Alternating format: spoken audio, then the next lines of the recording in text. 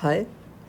तो अभी तक हमने जो भी मोमेंट ऑफ इनर्शियाज देखे वो हमने एक एक्सिस के अराउंड देखे जो डिस्क या रिंग के सेंटर से पास होता है और उसके प्लेन के परपेंडिकुलर है। बट बॉडी चाहे डिस्क हो या रिंग हो या कोई भी ऑब्जेक्ट हो सिर्फ इसी एक्सिस के अराउंड नहीं घूमती है। हो सकता है कि वो एक एक्सिस हो जो उसके सेंटर से पास नहीं करता हो, उसके थोड़े से साइड में हो या थोड़ा डिस्टेंस पे हो सेंटर से और उसके अराउंड वो रोटेट कर रहा हो। या हो सकता है कि वो ऑब्जेक्ट अपने वो जो एक्सिस हो वो उसके प्लेन के परपेंडिकुलर नहीं बल्कि सेम उसके पैरेलल हो, तो फिर वो अपने डायमीटर के अराउंड भी घूम सकता है। तो ऐसे केसेस में हम लोग कैसे निकालेंगे मोमेंट ऑफ इनर्शिया, उसके हमें हेल्प लेना पड़ता है theorem of parallel and perpendicular axis. तो अगर हमें पता है कि उसका सेंट्रल एक्सिस जो उसके प्लेन के परपेंडिकुलर है उसका मोमेंट ऑफ इनर्शिया क्या है, तो हम लोग ऐसे डिफरेंट एक्सिस के अराउंड भी मोमेंट ऑफ इनर्शिया निकाल सकते हैं। तो पहले देखते हैं थ्योरम ऑफ पैरेलल एक्सिस। हमें निकालना है कि अगर हमारे पास मोमेंट ऑफ इनर्शिया है किसी एक रैंडम ऑब्जेक्ट का, इसका हमें कोई सिमेट्री नहीं है, कुछ नहीं पता, बट हमें इसका मोमेंट ऑफ इनर्शिया पता है अबाउट इट्स एक एक्सिस जो इसके सेंटर से पास होता है। तो इसका सेंटर है सी और एक एक्सिस जो इसके प्लेन के परपेंडिकुलर है। तो इसका प्लेन आप मान सकते हो कि जो स्क्रीन है वो है, और ये जो एक्सिस है ये उस स्क्रीन के परपेंडिकुलर है, मतलब आपकी तरफ आ रहा है ये एक्सिस। तो जो ए पॉइंट है ये स्क्रीन के ऊपर है और बी पॉइंट स्क्रीन के नीचे है। तो ये ए सी बी एक एक्सिस है जो इसके थ्रू पास हो रहा है और इसके प्लेन के परपेंडिकुलर है। और हमें इसका पता है कि मोमेंट ऑफ इनर्शिया जो है इस एक्सिस के अराउंड वो है आई सी। अब हमने एक और एक्सिस लिया है एम ओ पी। तो ये एक्सिस अगेन परपेंडिकुलर है इस सरफेस के प्लेन के, और ओ पॉइंट पे इंटरसेक्ट करता है ये बॉडी से। तो एम पॉइंट अगेन हमारा स्क्रीन के ऊपर है, पी पॉइंट स्क्रीन के नीचे है, और ये हमारा एम ओ पी एक्सिस है जो एच डिस्टेंस पे है from the centre of the body. तो क्योंकि ये भी एक्सिस हमारे इस ऑब्जेक्ट के परपेंडिकुलर है, तो जो ए सी बी एक्सिस है और एम ओ पी एक्सिस हैं ये दोनों पैरेलल एक्सिस हैं। बस ये जो हमारा सेंट्रल एक्सिस है ए सी बी जिसके अराउंड हमें मोमेंट ऑफ इनर्शिया पता है उससे एच परपेंडिकुलर डिस्टेंस पे है। तो ये एच जो डिस्टेंस है ये दोनों पैरेलल लाइंस का परपेंडिकुलर डिस्टेंस है। तो हमें ये पता है, हमें इसका मोमेंट ऑफ इनर्शिया पता है। अब हमें निकालना है कि about axis M O P इसका मोमेंट ऑफ इनर्शिया क्या होगा जो हमने आई ओ ले रखा है। तो अब हम लोग सिंपल ज्योमेट्री यूज़ करके निकालेंगे कि अगर हमें कोई भी बॉडी का सेंट्रल एक्सिस से मोमेंट ऑफ इनर्शिया पता है तो हम उससे कुछ डिस्टेंस एच, कुछ परपेंडिकुलर डिस्टेंस एच पे एक और एक्सिस जो उसके पैरेलल हो उस एक्सिस के अराउंड बॉडी का मोमेंट ऑफ इनर्शिया कैसे निकालेंगे। तो इसके लिए हम लोग एक पॉइंट लेते हैं डी जिसका एक मास है डी एम मान लिया हमने, एक स्मॉल पॉइंट है बॉडी पे, तो स्मॉल मास हमने लिया है डी एम। तो इसका सेंटर से डिस्टेंस हो जाएगा डी सी, और ऐसे ही इस जो पॉइंट ओ है जिसके जिसके एक्सिस के अराउंड हमें इसका मोमेंट ऑफ इनर्शिया निकालना है उससे डिस्टेंस हो जाएगा इसका डी ओ। तो वो निकालने के लिए हमने ओ सी लाइन को एक्सटेंड किया और एक परपेंडिकुलर बनाया फ्रॉम डी, और जो लाइन पे जो इंटरसेक्ट किया उसको हमने बोल दिया पॉइंट एन। तो डी एन हमने परपेंडिकुलर बनाया ओ सी के। तो अब इस डायग्राम को यूज़ करके हम लोग निकालेंगे आई ओ या मोमेंट ऑफ इनर्शिया जो है एम ओ पी के अराउंड। तो हमें पता है कि जो आई सी है जो moment of inertia about the axis A C B है उसको हम लोग लिख सकते हैं I C is equal to integration of D C square D M. अब अपना जो फॉर्मूला हम लोग का जो हमने निकाला था मोमेंट ऑफ इनर्शिया का वो याद हो अगर, तो वो था I is equal to integration of R square D M या डी एम आर स्क्वायर, और ये हम लोग इंटीग्रेट करते थे उसके पूरे सरफेस पे। तो वही फॉर्मूला हम लोग यहाँ पे यूज़ कर रहे हैं। कोई हमें पॉइंट पता है डी और उसका डिस्टेंस है सेंटर से डी सी, तो जब हम इसको हम लोग रेडियस मान सकते हैं जब हम लोग सिमेट्री देखते हैं, बट यहाँ पे हम अगर इंटीग्रेट कर देंगे उसको पूरे के पूरे सरफेस में तो हमारा जो फॉर्मूला निकलेगा वो निकलेगा डी सी स्क्वायर इंटू डी एम। ऐसे ही हम लिख सकते हैं जो आई ओ होगा, जो मोमेंट ऑफ इनर्शिया है about axis M O P, उसको हम लोग लिख सकते हैं जो डी का डिस्टेंस है ओ से, डी ओ का स्क्वायर इंटू डी एम।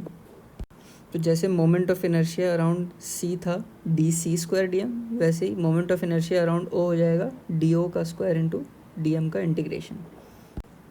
अब यहाँ पे जो डी ओ है, अब इस राइट एंगल ट्रायंगल में देखोगे डी ओ एन में, तो पाइथागोरस थ्योरम निकालेंगे तो क्या लगेगा कि डी ओ स्क्वायर जो है वो हो जाएगा डी एन स्क्वायर प्लस ओ एन स्क्वायर। तो इस इक्वेशन में हम लोग डी ओ स्क्वायर को रिप्लेस कर सकते हैं डी एन स्क्वायर प्लस ओ एन स्क्वायर।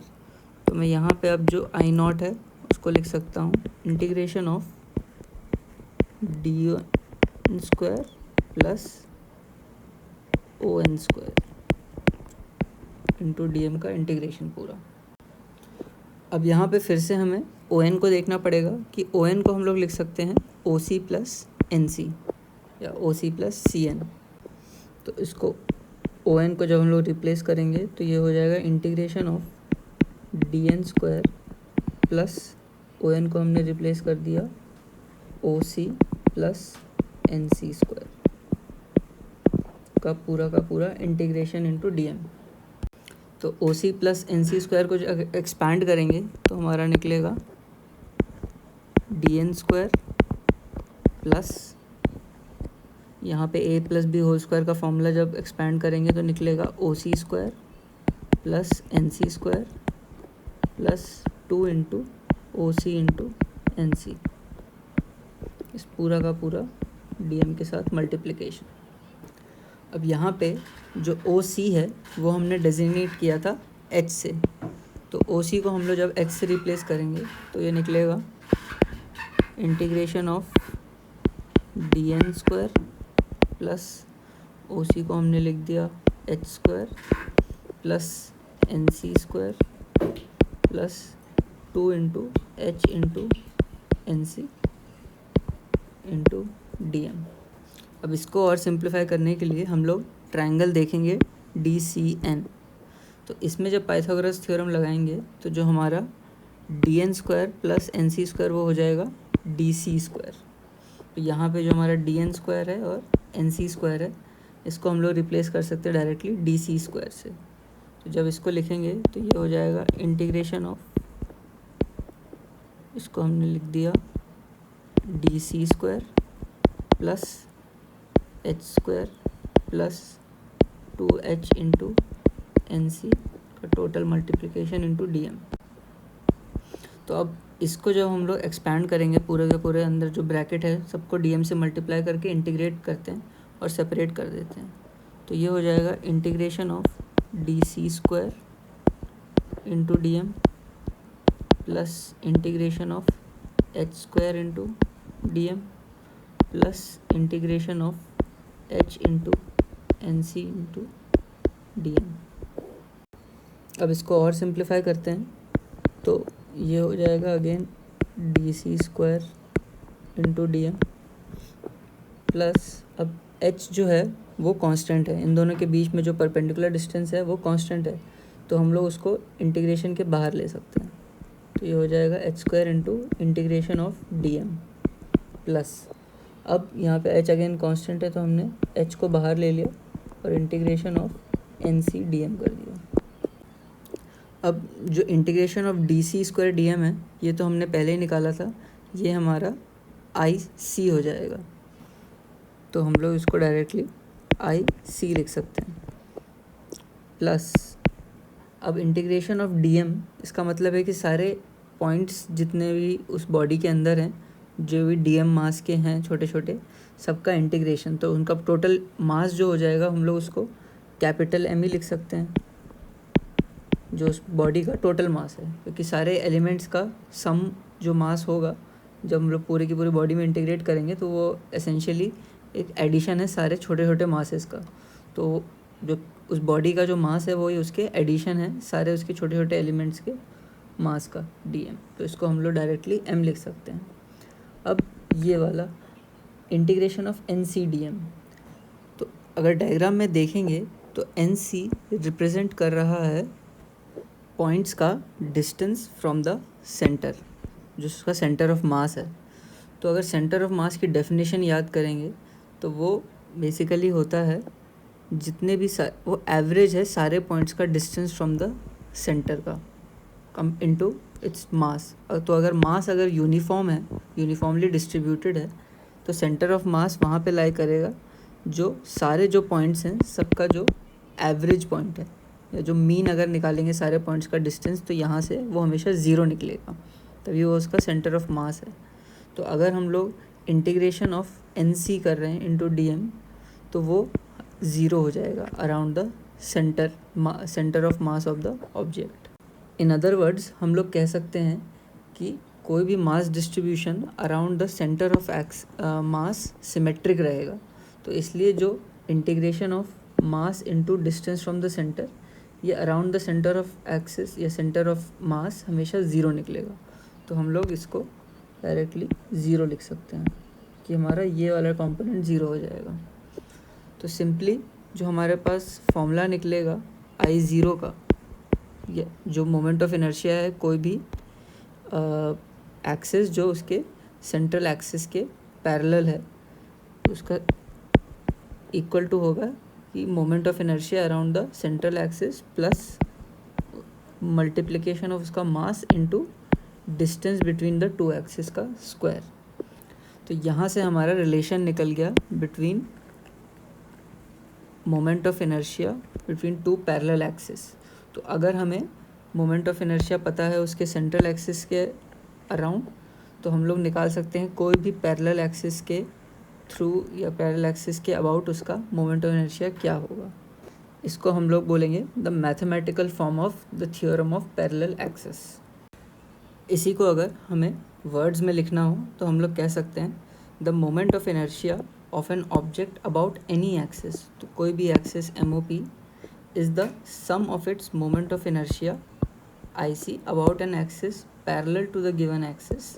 तो कोई एक पैरेलल एक्सिस IC जिसका हमें पता है, and passing through the centre of mass and the product of the mass of the object and the square of the distance between the two axes, mass into square of the distance between the two axes।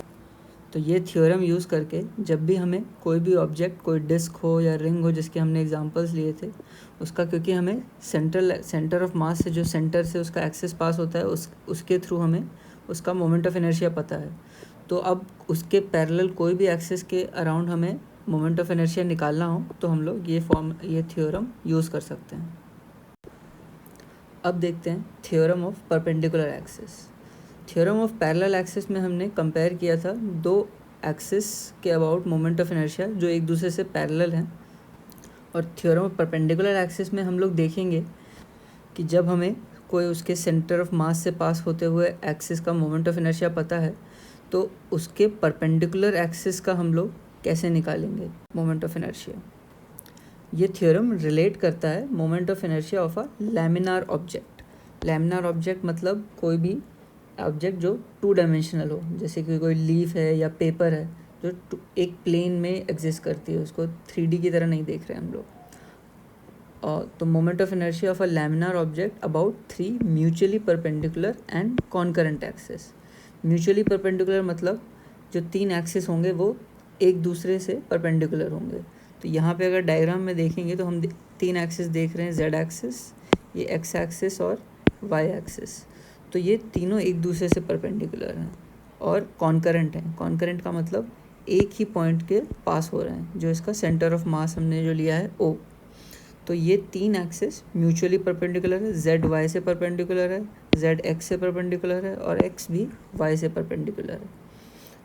और फिर बोला है कि 2 of them in the plane of the object and the third perpendicular to the object। तो यहाँ पे Z axis जो है वो उस ये जो प्लेन है ऑब्जेक्ट का उसके परपेंडिकुलर है, उसके सेंटर से पास कर रहा है और उसके परपेंडिकुलर है, जैसे हमने डिस्क और रिंग में निकाला था। और जो X एक्सिस और Y एक्सिस हैं वो उसके प्लेन में लाई करते हैं। तो बेसिकली जो ऑब्जेक्ट है वो XY प्लेन में लाई करता है और Z एक्सिस उसके परपेंडिकुलर है। तो अब सिंपल ज्योमेट्री यूज़ करके हम लोग थ्योरम निकालते हैं।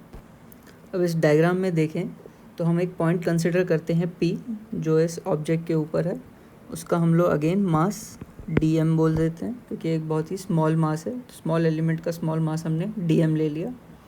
इस P पॉइंट का डिस्टेंस फ्रॉम द सेंटर या distance from the Z axis हो जाएगा PO। ऐसे ही हम Y एक्सिस से जो डिस्टेंस है हम एक परपेंडिकुलर ड्रॉ करेंगे PN, तो उसका डिस्टेंस हो जाएगा x। और ऐसे ही हम लोग परपेंडिकुलर ड्रॉ करेंगे x एक्सिस पे, तो वो हो जाएगा हमारा y PM जो हम लोग ड्रॉ करेंगे। और हमेशा ये ध्यान रखना है कि ये परपेंडिकुलर है।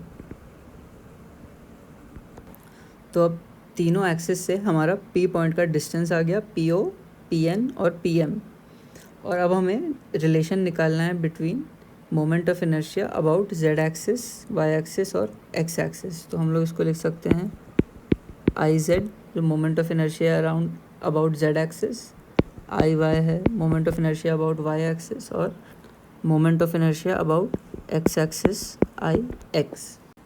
अब इन तीनों को अगर हम लोग फॉर्मूले में रिप्रेजेंट करेंगे तो हमारा IZ हो जाएगा, जो हम लोग फॉर्मूला लगाते हैं R²DM, उस हिसाब से PO क्योंकि डिस्टेंस है Z एक्सिस से, तो PO² इंटीग्रेशन IZ हो जाएगा। ऐसे ही IX हो जाएगा क्योंकि हमने PM डिस्टेंस है पॉइंट P से X एक्सिस का, तो PM को हमने Y लिखा है, तो इंटीग्रेशन ऑफ Y² हो जाएगा। और ऐसे ही IY हो जाएगा इंटीग्रेशन ऑफ PN² या X²। अब इस डायग्राम में देखें तो अगर हम लोग ट्रायंगल देखें ONP या फिर OMP, तो यहाँ पे PO² को हम लोग लिख सकते हैं PN² प्लस ON²। अब यहाँ पे क्योंकि ये पैरेलल लाइन्स हैं और परपेंडिकुलर एक रेक्टेंगल बना रहा है, तो ON is equal to MP लिख सकते हैं। तो हम लोग बेसिकली बोल सकते हैं PO² is equal to PN² plus MP² या PO² is equal to X² plus Y²। तो हम लोग यहाँ पे फिर IZ की वैल्यू को रिप्लेस करेंगे, तो IZ हमारा हो जाएगा integration of X² plus Y²DM। इसको एक्सपैंड करेंगे तो हो जाएगा integration of X²DM plus integration of Y²DM। और हमें ये पता है कि इंटीग्रेशन ऑफ X²DM है Y और इंटीग्रेशन ऑफ Y²DM है IX, तो ये हो जाएगा IY प्लस IX। तो ये हमारा हो जाएगा mathematical form of theorem of perpendicular axis. अब इसको जब हम वर्ड्स में लिखेंगे तो क्या होगा, the moment of inertia IZ of a laminar object about an axis Z perpendicular to its plane। तो about this Z axis जो इसके प्लेन के परपेंडिकुलर है is the sum of its moment of inertias about two mutually perpendicular axis। इस ये जो moment of inertia about Z वो हो जाएगा sum of moment of inertia about two mutually perpendicular axis in its plane. तो IY और IX इसके plane में हैं और म्यूचुअली परपेंडिकुलर हैं, एक दूसरे के भी परपेंडिकुलर हैं, and all the three axis being concurrent. और ये तीनों एक्सिस एक ही पॉइंट से कोइंसाइड करते हैं जो इसका सेंटर ऑफ मास है। तो इस थ्योरम से हम लोग रिलेट कर सकते हैं, अगर हमें कुछ के सेंटर ऑफ मास से पास होता हुआ सेंट्रल एक्सिस का मोमेंट ऑफ इनर्शिया पता है, तो हम मोमेंट ऑफ इनर्शिया निकाल सकते हैं अराउंड एक्सिस जो उसके प्लेन में लाई करते हैं और उसके सेंटर ऑफ मास से पास करते हैं। अब इसको समझने के लिए एक एग्जांपल कर लेते हैं। देखते हैं एग्जांपल 1.7 बुक का। तो इसमें डिस्क्राइब किया है एक फ्लाई व्हील जो एक डिवाइस है रोटेशनल एनर्जी स्टोर करने की। इस एग्जांपल में एक पर्टिकुलर मशीन ली है जिसका फॉर्म है एक डिस्क, एक यूनिफॉर्म डिस्क, जैसे कि आप डायग्राम में देख सकते हैं।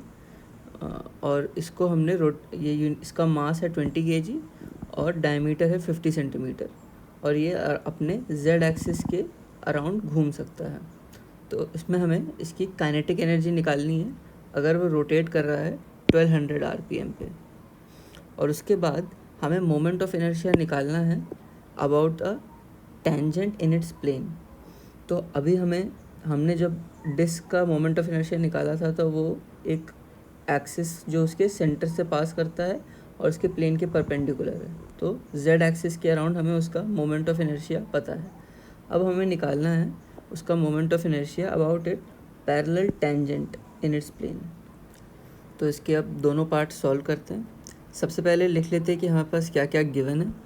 तो गिवन हमें दिया हुआ है, सबसे पहले उसका मास दिया है m is equal to 20 kg, और हमें दिया है डिस्क का डायमीटर। तो हम लोग डायमीटर को लिख देंगे 50 सेंटीमीटर, और उससे ही रेडियस जो हो जाएगा वो हो जाएगा हाफ ऑफ डायमीटर 25 सेंटीमीटर। और हमें दिया है उसकी रोटेटिंग स्पीड, तो रोटेशंस पर मिनट दिए हुए हैं हमें, तो हम उसकी फ्रीक्वेंसी को लिख सकते हैं 1200 RPM, बट इसको जब हम लोग SI यूनिट में कन्वर्ट करेंगे रोटेशंस पर सेकेंड या हर्ट्ज़ में, तो वो हो जाएगा 1200/60 फॉर 60 सेकेंड्स इन 1 मिनट। तो ये हो जाएगा 20 रोटेशंस पर सेकेंड। तो ये हमारी फ्रीक्वेंसी निकली है। फ्रीक्वेंसी से हम लोग उसका रोटेटिंग एंगुलर स्पीड निकाल सकते हैं, तो वो हो जाएगा omega is equal to 2 pi into frequency is equal to 2 pi into 20, तो हो जाएगा ये 40 पाई रेडियंस पर सेकेंड। अब काइनेटिक एनर्जी निकालते हैं। तो क्योंकि ये डिस्क सिर्फ रोटेट कर रही है और कोई इसका ट्रांसलेशनल मोशन नहीं है, क्योंकि ये अपने एक ही पॉइंट पे फिक्स्ड है, बस रोटेट कर रही है, तो इसकी टोटल काइनेटिक एनर्जी हो जाएगी वो हो जाएगी इसकी रोटेशनल काइनेटिक एनर्जी। तो रोटेशनल काइनेटिक एनर्जी का फॉर्मूला होता है, हमने जैसे डिराइव किया था, हाफ आई ओमेगा स्क्वायर। तो उसके लिए हमें सबसे पहले इसका मोमेंट ऑफ इनर्शिया निकालना पड़ेगा। अब याद करेंगे तो जो डिस्क का मोमेंट ऑफ इनर्शिया होता है अबाउट इट्स जेड एक्सिस या about an axis which passes through the centre of mass and is perpendicular to its plane, तो वो होता है half mr², half of mass into उसका जो रेडियस है उसका स्क्वायर। यहाँ पे हम लोग इसको रिप्लेस करेंगे तो हो जाएगा half into half into mass into radius का स्क्वायर इंटू ओमेगा स्क्वायर। अब इसकी सारी वैल्यूज़ पुट कर देंगे तो ये हो जाएगा 1/4 into 20 kg into radius 25 centimetre है, 25 सेंटीमीटर मतलब 0.25 मीटर्स, तो इसको हम लोग 0.25 का स्क्वायर इंटू ओमेगा है 40 पाई, तो 40 पाई का स्क्वायर, तो ये निकलेगा 5 into 0.25 into 0.25 into 40 into 40 into pi square. अब 40 इंटू 0.25 करेंगे तो वो हो जाएगा 10, तो ऐसे ही 10 इंटू 10 इंटू पाई स्क्वायर जो फिर से 10 है, तो ये हो जाएगा 1000, तो 5000 जूल्स हो जाएगा।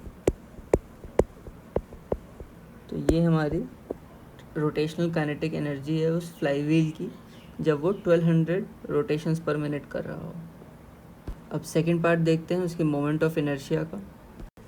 तो हमें क्वेश्चन पूछा है कि अगर हमें जेड एक्सिस के अराउंड उस डिस्क का मोमेंट ऑफ इनर्शिया पता है, तो अगर हमें निकालना है उसके एक पैरेलल टेंजेंट जो उसी के प्लेन में है उसके अराउंड उसका मोमेंट ऑफ इनर्शिया।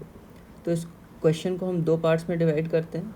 सबसे पहले हम क्या करेंगे, उसके डायमीटर के कोई भी उसका डायमीटर जो है उसके अराउंड अगर घूमेगा फ्लाई व्हील तो हम उसका मोमेंट ऑफ इनर्शिया निकालेंगे। अभी तक उसके जो एक्सिस था वो परपेंडिकुलर था उसके प्लेन का, अब हम चाह रहे हैं कि उसके प्लेन में ही हो और उसके सेंटर से पास करता हो, बेसिकली उसके डायमीटर के अराउंड फ्लाई व्हील घूम रहा हो। तो पहले हम लोग ये निकालेंगे और फिर निकालेंगे इसको यूज़ करके कि उससे अगर कुछ एक पैरेलल लाइन हो, जो पैरेलल टेंजेंट हम लोग बोल रहे हैं, तो उसके अराउंड मोमेंट ऑफ इनर्शिया क्या निकलेगा। तो पहले उसके जब डायमीटर के अबाउट मोमेंट ऑफ इनर्शिया देखते हैं, तो यहाँ देखेंगे कि क्योंकि इसमें सर्कुलर सिमेट्री है तो हम लोग मान सकते हैं कि इसका सारे डायमीटर सेम है। तो किसी भी डायमीटर के अराउंड अगर ये घूमेगा तो उसका मोमेंट ऑफ इनर्शिया सेम रहेगा, क्योंकि सर्कुलर सिमेट्री है। तो ये मैटर नहीं कर रहा कि डायमीटर ये वाला ले रहे हैं, कि डायमीटर ऐसा कोई ले रहे हैं, या कुछ इस एंगल पे ले रहे हैं या इस एंगल पे ले रहे हैं, उससे फ़र्क नहीं पड़ेगा, क्योंकि ये पूरा का पूरा सर्कल है। तो कहीं से भी कोई भी टेंजेंट हो, उसका मोमेंट ऑफ इनर्शिया सेम रहेगा। तो हम लोग कह सकते हैं कि इसका moment of inertia about it's कोई भी डायमीटर वो इक्वल हो जाएगा उसका moment of inertia about any x axis, और इक्वल हो जाएगा कोई भी उसका moment of inertia about any why axis. और ये दोनों एक्स और वाई एक दूसरे से परपेंडिकुलर हैं। तो हम लिख सकते हैं उसका moment of inertia about its diameter is equal to moment of inertia about X axis और is equal to moment of inertia about Y axis. अब थ्योरम ऑफ परपेंडिकुलर एक्सिस लगाएं तो थ्योरम क्या कहता है कि moment of inertia about its Z axis is equal to the sum of its moment of inertia about X axis and Y axis. इसको हम लिख सकते हैं I Z is equal to I x plus I y. But हमें पता है जो इसका आई जेड होता है डिस्क का, वो है हाफ एम आर स्क्वायर। तो इसको हम लिख सकते हैं आई एक्स प्लस आई वाई। अब यहाँ पे आई एक्स और आई वाई दोनों ही इक्वल हैं आई डी के, जो उसका डायमीटर है। तो हम लोग इसको और लिख सकते हैं I d plus I D, क्योंकि दोनों का मोमेंट ऑफ इनर्शिया सेम है। तो इसको हम लोग लिख सकते हैं half m are square is equal to 2 इंटू आई डी। तो उससे हमारा निकलेगा जो moment of inertia about any of its diameter, क्योंकि ये यूनिफॉर्म डिस्क है और सिमेट्री है इसकी। तो आई डी हो जाएगा 1/4 एम आर स्क्वायर। तो ये हमने परपेंडिकुलर एक्सिस थ्योरम से उसका डायमीटर के अबाउट मोमेंट ऑफ इनर्शिया निकाल लिया। अब ये जो डायमीटर है ये हमेशा सेंटर से पास होगा। तो हम लोग अगर अपने पैरेलल एक्सिस थ्योरम को याद करें तो हम लोग आई डी को आई सी लिख सकते हैं, कोई भी एक्सिस जो उसके सेंटर से पास हो रहा है उसका मोमेंट ऑफ इनर्शिया। अब इस डायग्राम में जो पैरेलल टेंजेंट है वो डायमीटर के पैरेलल है। तो अगर कोई भी डायमीटर, यहाँ पे अगर हमने एक्स एक्सिस ले लिया और उस एक्सिस के पैरेलल एक टेंजेंट बनाया, तो कोई मैटर नहीं करता कौन से डायमीटर के पैरेलल बना रहे हैं, क्योंकि ये हमेशा सेम ही रहेगा, क्योंकि इसकी सर्कुलर सिमेट्री है। तो हम लोग किसी भी डायमीटर के पैरेलल एक टेंजेंट बना सकते हैं और उसका मोमेंट ऑफ इनर्शिया निकाल सकते हैं। तो यहाँ पे एक्स एक्सिस से पैरेलल हमने एक टेंजेंट बना दिया। अभी जो टेंजेंट होगा उसका perpendicular distance from the diameter हमेशा रेडियस होगा, क्योंकि ये इसके पैरेलल है और टेंजेंट है। तो इन दोनों के बीच में जो डिस्टेंस होगा हमेशा रेडियस का होगा। तो यहाँ पे हम लोग पैरेलल एक्सिस थ्योरम लगा के जो फॉर्मूला है था वो याद करेंगे।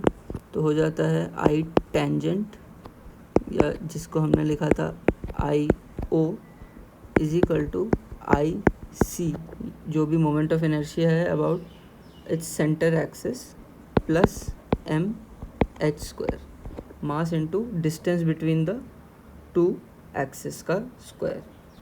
यहाँ पे जो h है वो एज पहले बताया कि रेडियस के ही इक्वल हो जाएगा।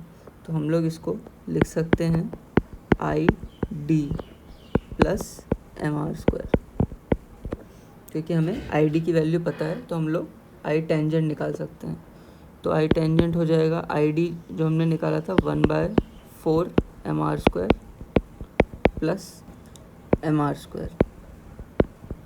तो इसको हम लोग हो जाएगा 5/4 एम आर स्क्वायर। तो ये हमारा moment of inertia about any parallel tangent निकल गया इन इट्स प्लेन। तो इसकी हम जब वैल्यूज़ पुट करेंगे तो ये हो जाएगा 5/4 इंटू उसका मास जो है 20 kg और उसका रेडियस 0.25 का स्क्वायर। तो ये हमारी वैल्यू निकलेगी 1.5625 kg metre square. Moment of inertia का हमेशा SI यूनिट होती है kg मीटर स्क्वायर। तो इस एग्जांपल से हमने देखा कि हम लोग कैसे पैरेलल एक्सिस और परपेंडिकुलर एक्सिस थ्योरम यूज़ करके डिफरेंट डिफरेंट एक्सिस से किसी भी ऑब्जेक्ट का मोमेंट ऑफ इनर्शिया निकाल सकते हैं। अगर हमें सिर्फ उसके सेंट्रल एक्सिस से उसका मोमेंट ऑफ इनर्शिया पता है तो ये थ्योरम्स हमें हेल्प करते हैं अलग अलग एक्सिस से उसके मोमेंट ऑफ इनर्शिया निकालने के लिए। और ऐसे ही हम लोग डिफरेंट, ये हमने डिस्क का एग्जांपल लिया था, ऐसे ही हम लोग डिफरेंट डिफरेंट ऑब्जेक्ट्स का, रिंग का moment of inertia about different axis निकाल सकते हैं।